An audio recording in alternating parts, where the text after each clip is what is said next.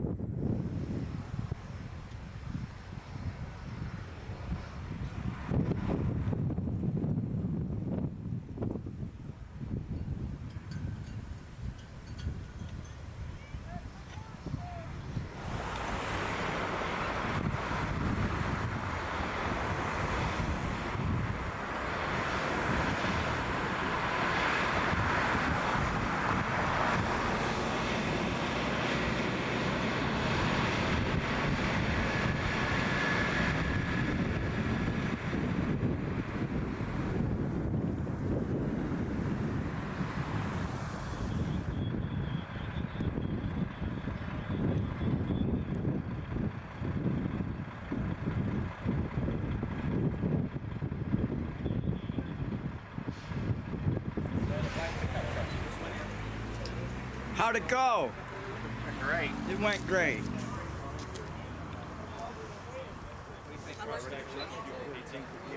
How does it feel to drive the widest load in the state of Illinois?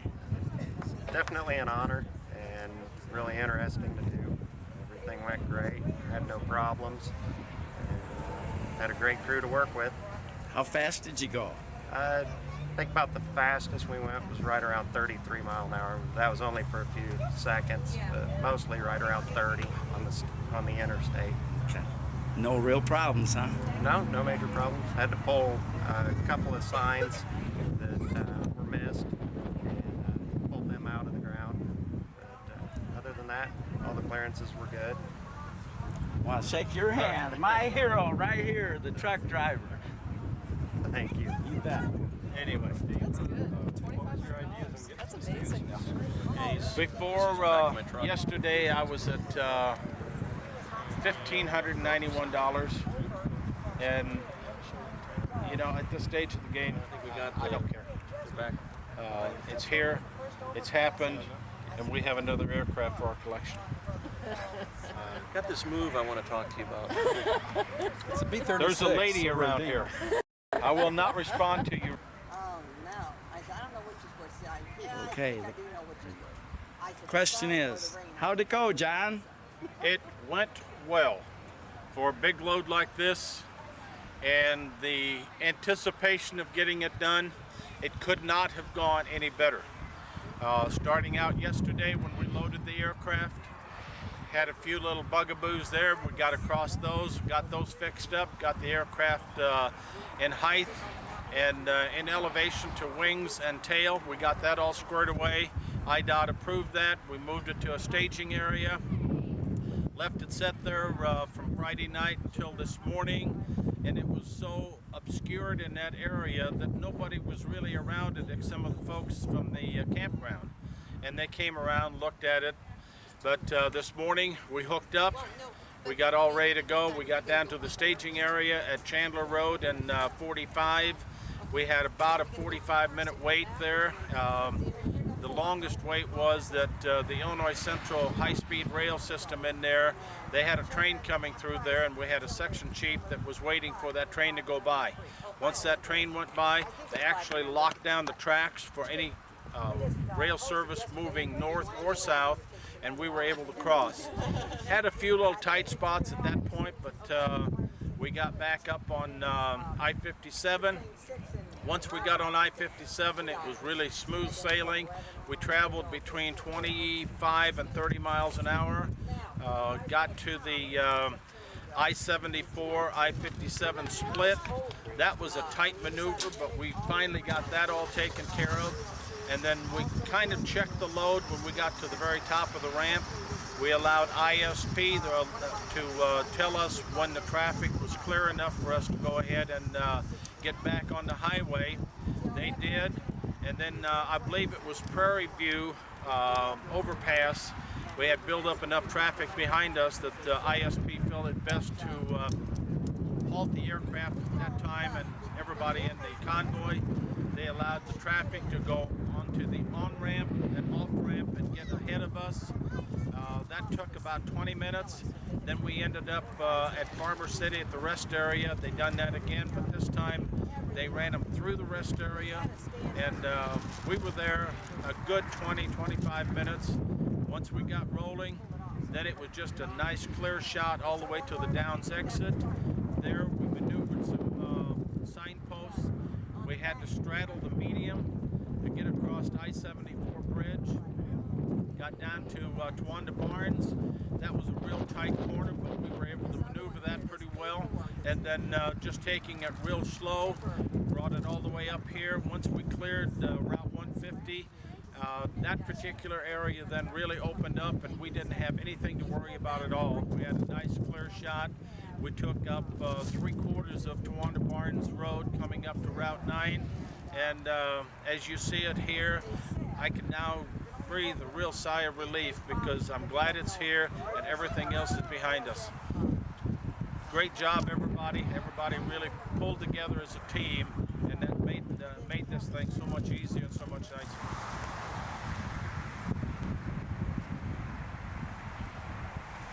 As the videographer for the Prairie Aviation Museum, it was a real honor to film this aircraft move, and I know Chuck Schumacher would be real proud of this new team and their ability to transport aircraft and bring them to the Prairie Aviation Museum.